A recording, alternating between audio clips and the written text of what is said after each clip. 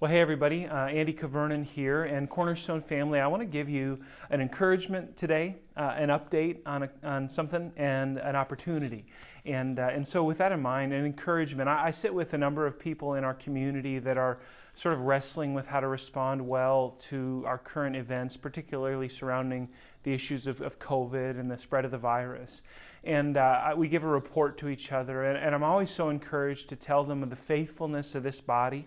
That we're praying for our city, that we love our city, and that we're doing what we can to serve during this time and to honor the needs in our community as we seek to represent Christ. And I got to say that to this group again last week, and I just want you to know it means so much to them to know that we're supporting them and we care for them. And so thank you, Cornerstone, for allowing me to say that with integrity. I'm so proud of our church community. I'm proud of who you are and how you're serving and modeling Christ to our community these days. I want to give you just a little bit of an update. One of the realities from my time with that group is that I'm seeing and we're seeing the virus spreading in our community, and that presents some real concerns. And I know the Cornerstone family, within it, we have a lot of diversity in how we think about these issues, and that's okay. But I do want to just remind you, and this is the update, I want to remind you of where we are in terms of responding to the virus, what we're doing about it. So this isn't anything new, it's just a reminder. And so we've said that where mandates exist, we're going to follow them. And so I just want to remind you that the current mandate, the executive order, actually the one that was just overturned by a judge, really has nothing to do with us. Churches were exempt from the 25% rule that Governor Evers came out with. I think it was last week, maybe the week before. But the order that is still in place is the mask order. And so we're asking folks to wear masks when they come to worship. Now, if you have a health concern, the order allows that you don't have to wear the mask if there's a health issue for you.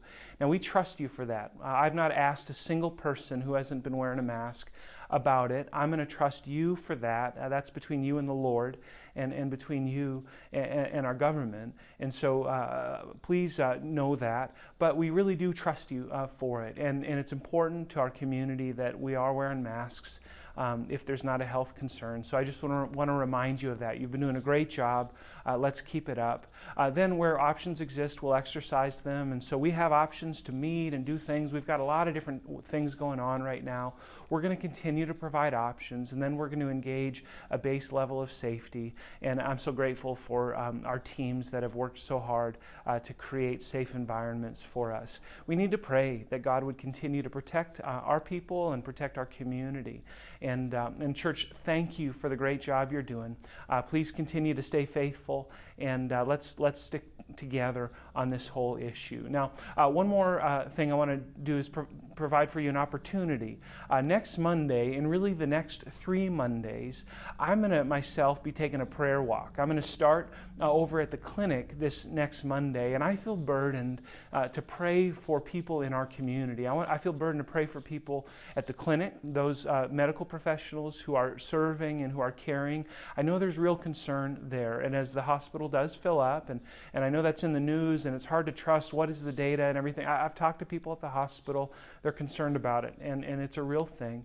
And so we need to pray for them. Pray that God would give them grace, God would give them wisdom, and that God would do what's necessary to help them care for our community. So I want to pray for them about that. I've known somebody personally that's been hospitalized here in town with COVID, and there are others too, perhaps you do. So we need to pray for those who are sick. There are people who are sick. And then we need to pray for those making medical decisions, health decisions on behalf of our community too. So I'm going to take a walk around the hospital. I'm going to show a graphic here that'll allow you to see where I'm going to walk. And I want to invite you to walk with me anytime during the day on Monday. Now, I'm not going to be out there the whole day, but I'll be out there a portion of the day, walking and praying. And I invite you to do the same. And I'm going to give you some prayer topics there. Really, that's what it is, what I just told you.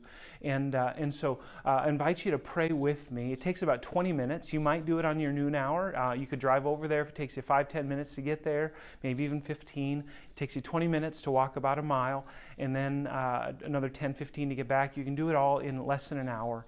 and be praying for our city during this time. I'll post new videos, new updates, and the shout out every week about where we'll pray next. But church, there are 3 Mondays left prior to the election. And I think what a great way to spend those Mondays praying for our city and the local needs here. So we're going to start with the clinic. We'll go to the schools and pray around some of the school systems and whatnot. And then we'll also pray downtown for our businesses and our local government and those kinds of things. So would you join me starting this next Monday, October 19th? Pick a time, anytime on Monday. Walk around the health complex and pray. And let's watch God work. And let's be an encouragement to those in our city. God bless you, church. I'm so grateful for you. Thank you for all you're doing to serve. Thank you for all you're doing to pray. Thank you for all you're doing to stay faithful during this time. Let's stay faithful together. God bless.